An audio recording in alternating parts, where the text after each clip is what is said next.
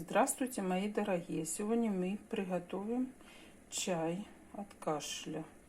Для этого я взяла 3 литра березового сока. Сейчас сезон, собираем березовый сок.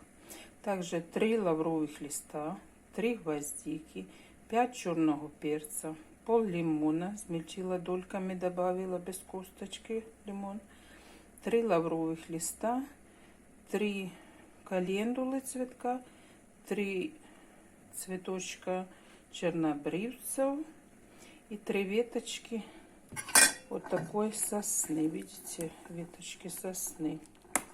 Пол чайной ложки куркумы, пол чайной ложки корицы. И вот это все закипящу, проварю 5 минут на медленном огне. Вот оно уже закипает. Настоится ночь, и нужно принимать по полстакана 3 раза в день. Будьте все здоровы, не болейте. Всем хорошего дня. До свидания.